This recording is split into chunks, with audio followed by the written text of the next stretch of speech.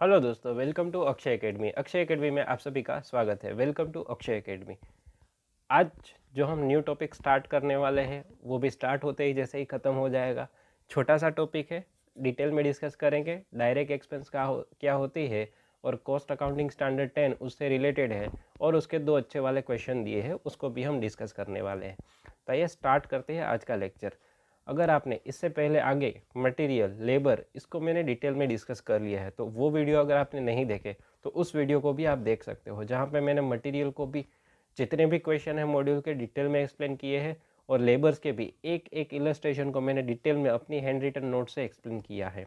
तो इतनी अच्छी बेस्ट क्वालिटी आपको फ्री में मिल रही है तो आप उसे ज़रूर एक बार देखें, क्योंकि एग्ज़ाम में ये बहुत बेनिफिट करने वाली है, क्योंकि आपके सारे कंसेप्ट क्लियर होने वाले हैं इससे। तो आज का जो हमारा टारगेट है वो है डायरेक्ट एक्सपेंस। छोटा सा टॉपिक है, कभी कभी एग्जाम में पूछ लेते हैं। खास कॉस्ट अकाउंटिंग स्टैंडर्ड 10 इससे अप्लाई होता है, ये याद रखना है। और उसके क्वेश्चन कैसे करने हैं वो भी दो क्वेश्चन हम देखेंगे। और डायरेक्ट एक्सपेंस क्या होती है, जनरली काफ़ी सारे बच्चे को डायरेक्ट इनडायरेक्ट में कन्फ्यूज़न होता है, समझ ही नहीं आता ऐसे डायरेक्ट क्या होती है, इनडायरेक्ट क्या होती है। मैं आपको आज इतनी इजी वे में एक्सप्लेन करने वाला हूँ कि आप अपने किसी भी फ्रेंड को ये बताओगे कि डायरेक्ट एक्सपेंस क्या होती है और इनडायरेक्ट एक्सपेंस क्या होती है। एक अच्छा सा मैं आपको एग्जांपल के थ्रू एक्सप्लेन करने वाला हूँ। तो आइए स्टार्ट वहीं से करते हैं। सर पहले तो यही बता दो कि सर डायरेक्ट एक्सपेंस क्या होती है और इनडायरेक्ट एक्सपेंस क्या होती है। तो बेटा एक छोटा सा एग्जाम्पल ले लेता हूँ मैं, अपना मोबाइल का कवर। सर हर बार अपना मोबाइल का कवर ही क्यों लाते हो?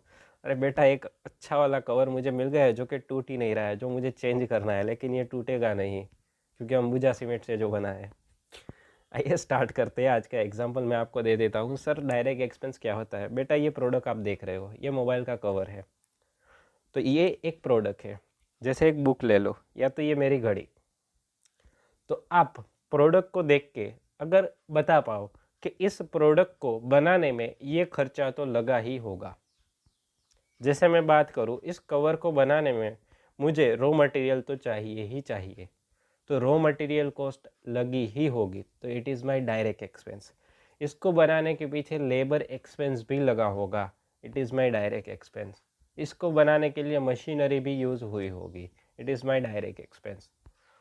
इसका मतलब आप प्रोडक्ट को देख के जो भी एक्सपेंस आइडेंटिफाई कर पाओ कि इसको बनाने में वो खर्चा तो कंपलसरी लगा ही होगा, इसके बिना ये प्रोडक्ट नहीं बन सकता है, तो उसे कहा जाता है direct expense. Sir indirect expense क्या होता है? बेटा इस मोबाइल के कवर को आप देख के बता सकते हो कि सेल्समैन को कितना कमीशन दिया होगा, या तो सेल्समैन रखा होगा या भी नहीं, नहीं बता सकते। सर मार्केटिंग के पीछे कितना एक्सपेंस किया होगा कवर को बेचने के लिए, सर नहीं बता सकते हैं। लगा होगा या भी नहीं, कितना एक्सपेंस हुआ होगा वो भी नहीं है। बट ये ज़रूर बता सकते हैं कि इसको बनाने में रॉ मटेरियल की कॉस्ट आई होगी, लेबर्स की कॉस्ट आई होगी, मशीनरी यूज़ हुई होगी, शेप देने के लिए डिज़ाइनिंग की है तो डिज़ाइनिंग डिपार्टमेंट की भी एक्सपेंस आई होगी। तो जितनी भी एक्सपेंस हम ये प्रोडक्ट देख के बता सकते हैं उसको सबको कहा जाता है डायरेक्ट एक्सपेंस। सर आपने तो मस्त एग्जाम्पल दे दिया, तो हम जो भी प्रोडक्ट देख के बता पाए वो सारी डायरेक्ट एक्सपेंस। यस बेटा, सेम ये मैं अगर घड़ी का एग्जांपल लूँ, मेरी वॉच, इसको बनाने के लिए ये पट्टा है, मतलब रॉ मटेरियल, ये पूरा डायमंड का है, वैसे है स्टील का, और उसमें डायमंड की परत चढ़ाई है। गोल्ड का भी लेंगे हम जल्दी ही, वो भी ले सकते हैं बट अभी इतना शौक नहीं है। तो ये पूरा स्टील का है, उसके ऊपर डायमंड की परत चाहिए, तो रॉ मटेरियल चाहिए। इसको बनाने में के लिए कलरिंग की कॉस्ट भी आई होगी। अंदर जो मशीनरी इक्विपमेंट स्टील के यूज़ किए हैं तो उसके पीछे लेबर्स भी लगे होंगे, मशीनरी भी चाहिए, सेल की कॉस्ट, पैकेजिंग की कॉस्ट, ये सारी कॉस्ट हम देख के बता सकते हैं। बट इसको बेचने के लिए सेल्समैन को कमीशन दिया होगा या नहीं, या तो कितना दिया होगा, वो सब हम एक्सपेंस आइडेंटिफाई नहीं कर सकते हैं। गेट कीपर वॉचमैन रखा होगा या नहीं रखा होगा, कितने वॉचमैन रखे होंगे, तो वो सारी हमारी क्या हो जाती है, इनडायरेक्ट एक्सपेंस। तो अब क्वेश्चन में हमें क्या करना है सर, वही करना है जो एक्सपेंस हम डायरेक्टली एट्रीब्यूटेबल हो टू द प्रोडक्ट या तो प्रोडक्शन, तो उसे डायरेक्ट कहा जाता है। और जो expense not attributable to directly to the production, उसे इनडायरेक्ट कहा जाता है। ओके, अब उसको मेजर करना है हमें। तो ये खास 3 पॉइंट याद रखने हैं कि कौन कौन सी एक्सपेंस डायरेक्ट एक्सपेंस में इंक्लूड होती है और कौन कौन सी एक्सक्लूड हो जाती है। ओके, तो आइए पहले देख लेते हैं क्या क्या इंक्लूड होगा?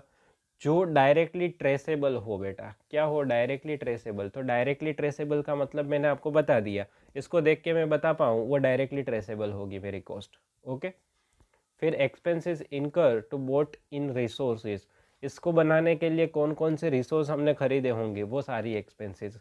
Price variance if such expense accounted for the standard cost, इसका मतलब क्या होगा? प्राइस में कोई चेंजेस आ गया, उसकी वजह से हमें क्या हुआ? नुकसान हुआ, तो वो भी हमारी डायरेक्ट कॉस्ट होगी। क्या क्या एक्सक्लूड करेंगे? जैसे मैंने पहले ही बता दिया था, imputed cost, finance cost and penalties, damage penalties, इन तीनों को कभी कहीं पे भी कॉस्ट में कंसिडर नहीं किया जाता है।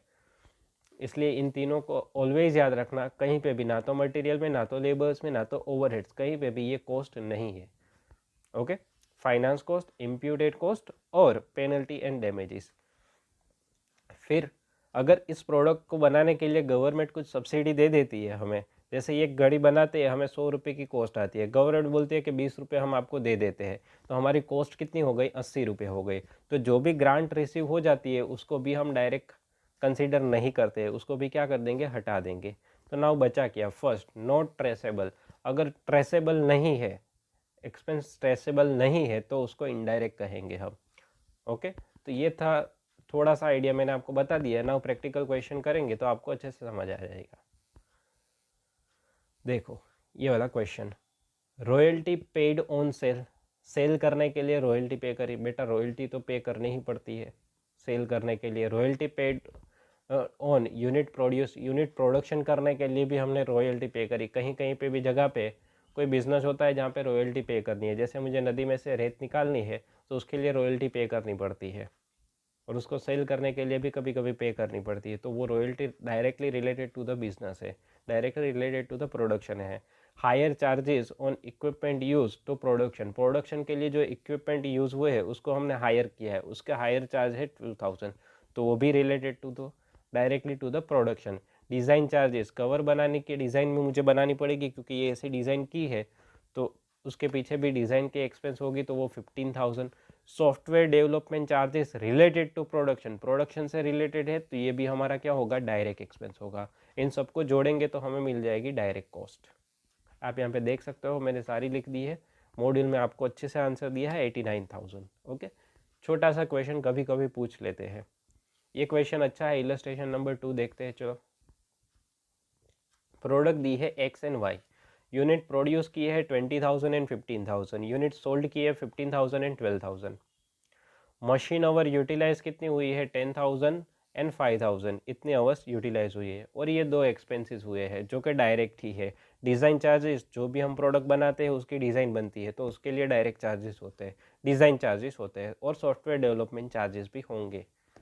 नेक्स्ट पैराग्राफ में क्या दिया है देखो, मैं one by one directly answer के साथ आपको एक्सप्लेन करने वाला हूँ, तो आप देखते जाना। Royalty paid on cell, royalty paid करी ऑन सेल, कितना पे किया? टोटल हमें दे दिया 54,000 हमने रॉयल्टी पे करी। बट सर यहाँ तो हमारे पास दो प्रोडक्ट है, तो हमें दोनों को बाइफरगेट करना पड़ेगा, कितनी कितनी रॉयल्टी पे करी है, कितनी एक्स के लिए है और कितनी वाई के लिए है। 2 पर यूनिट सोल्ड, रॉयल्टी कितनी पे करी है? 2 रुपीज़ पर यूनिट सोल्ड, जितने यूनिट सोल्ड हुए हैं मतलब उससे 2 से मल्टीप्लाई करना होगा। तो यूनिट सोल्ड यहाँ पे दिए 15,000 एंड 12,000, तो 15,000 इंटू 2 करेंगे तो एक्स के लिए कितनी रॉयल्टी आएगी? 30,000, एंड 12,000 इंटू 2 करेंगे तो 24,000 रॉयल्टी आएगी वाई के लिए। ओके, तब आंसर में देख सकते हो फर्स्ट पॉइंट दिया है और मल्टीप्लिकेशन भी है। आगे बढ़ते हैं। Royalty paid on unit produce, royalty हमने प्रोडक्शन करना था उसके लिए हमने रॉयल्टी पे करी, बट है कितनी? 1 रुपीज़ पर यूनिट, तो प्रोडक्शन कितने हुए? 20,000, तो 20,000 इंटू 1 करेंगे तो 20,000 for product x, and 15,000 into 1 करेंगे तो 15,000 फॉर वाई। ओके, आगे देखते हैं। Higher charges on equipment is use manufacturing process of product x only 5,000, product x के लिए ही 5,000 एक्सपेंस आती है, तो प्रोडक्ट एक्स में लिखेंगे, वाई में कुछ नहीं आएगा। ओके, फिर हमें दो एक्सपेंसेस दे दिए हैं, एक design charges and software development charges, तो वो भी डायरेक्टली नीचे लिख देंगे हम। तो यहाँ पे लिख दो आप टोटल कर देंगे अब 94,000 एंड 93,000 हमारी क्या हो जाएगी? Direct expense. सर यहाँ पे मशीन आवर दी थी तो उसका कुछ यूटिलाइजेशन नहीं करना था। ओके, तो ये दोनों क्वेश्चन और पीछे तो आपको सेल्फ एग्जामिनेशन के क्वेश्चन दिए हैं। तो ये थे डायरेक्ट एक्सपेंस के दोनों क्वेश्चन जिसको मैंने आपके साथ डिटेल में डिस्कस किया है। अगर कोई डाउट रहता है तो आप मुझे व्हाट्सएप ग्रुप में डायरेक्टली मुझसे कनेक्ट भी हो सकते हो, और जिसका लिंक आपको डिस्क्रिप्शन बॉक्स में मिल जाएगा। इंटर के बच्चे हो, इंटर का ग्रुप है व्हाट्सएप का, ज्वाइन हो जाओ। डाउट होता है डायरेक्टली मुझे पूछ लो, या तो ग्रुप में अपनी क्वेरी पोस्ट कर दो, कोई भी बच्चा आपको आंसर कर देगा। अगर कोई नहीं करता है तो मैं कर दूंगा। इंटर के 8 सब्जेक्ट में से किसी सब्जेक्ट में डाउट हो तो ग्रुप में पोस्ट कर सकते हो। ऑल ओवर इंडिया से काफ़ी सारे बच्चे यहाँ पे जुड़ चुके हैं, तो आप भी इसका पार्ट बनिए और इस ग्रुप का डाउट सॉल्यूशन के लिए आप अच्छे से बेनिफिट उठा सकते हो। अगर आपका कोई फ्रेंड फाइनल में है तो फाइनल का भी ग्रुप है जहाँ पे हम क्वेरीज सोल्व कर सकते हैं अपनी। मुझे क्वेरी है, मैं यहाँ पे पोस्ट कर देता हूँ, कोई बच्चा मुझे आंसर कर देता है जिसको वो सब्जेक्ट आता है। अगर कोई बच्चा और क्वेरी पोस्ट करता है, अगर आपको आंसर आता है उससे रिलेटेड, तो आप भी उससे पोस्ट कर सकते हो। और मैंने इंटरमीडिएट के काफ़ी सब्जेक्ट डिस्कस किए हैं जिसके इलस्ट्रेशन काफ़ी मैं डिस्कस करता हूँ। जैसे मैंने कंपनी अकाउंट्स एंड ऑडिट का, share capital, electricity, banking, company, इन सब के और भी बहुत सारे टॉपिक है जिसको मैंने डिटेल में एक एक इलस्ट्रेशन आपके साथ एक्सप्लेन किया है। Cash flow, fund flow, ratio, marginal, standard, बहुत सारे टॉपिक है जो आप मेरी चैनल पे जाके प्लेलिस्ट में जाके आप अच्छे से देख सकते हो। मैंने सबकी प्लेलिस्ट बना दी है, एज वेल एज फाइनल के भी वीडियो अभी आ रहे हैं, तो उसे भी आप रेफर कर सकते हो। वीडियो से रिलेटेड अगर आपको कभी भी पीडीएफ चाहिए तो आपके सामने है टेलीग्राम के 2 ग्रुप, उसे भी आप ज्वाइन कर सकते हो, जहाँ पे इस वीडियो से रिलेटेड जो भी मैं हैंड रिटन नोट यूज़ करता हूँ, जैसा आपने अगर मेरे एम्प्लॉय कोस्ट के वीडियो देखे होंगे तो उसमें मैंने काफ़ी सारे खुद के सॉल्यूशन दिखे हैं, तो वो नोट्स भी आपको यहीं से मिल जाएगी। तो आप इस टेलीग्राम ग्रुप का for the purpose of PDF आप बेनिफिट ले सकते हो। यहाँ पे आपको सारी पीडीएफ मिल जाएगी, फाइनल की भी और इंटरमीडिएट की भी। ओके, तो ये था आज का लेक्चर जिसमें मैंने आपको डायरेक्ट एक्सपेंस डिटेल में एक्सप्लेन किया है। अगर कोई डाउट रहता है तो डायरेक्टली ग्रुप में कनेक्ट हो जाओ। मेरा भी पर्सनल एडमिन में ही हूँ, तो वहाँ आप मुझे डायरेक्ट पर्सनल भी मैसेज कर सकते हो, मुझसे बात भी कर सकते हो एनी टाइम। बट पहले मैसेज कर देना, फिर मैं रिप्लाई करके आपको बता दूंगा कब हम बात कर सकते हैं। ओके, वीडियो अच्छा लगा हो तो अपने फ्रेंड्स के साथ शेयर कर दीजिए। आपका विकास हो रहा है तो उसका भी कीजिए, सबका साथ सबका विकास। और वीडियो को लाइक करना, चैनल को सब्सक्राइब करना और कमेंट करके प्लीज़ बताना कि वीडियो कैसा लगा और क्या क्या चेंजेस करने चाहिए, और आपकी इच्छा क्या है कौन से टॉपिक के ऊपर आने वाले वीडियोस में बनाऊं। ओके, मिलते हैं नेक्स्ट लेक्चर में, तब के लिए bye bye, tata, thank you for watching.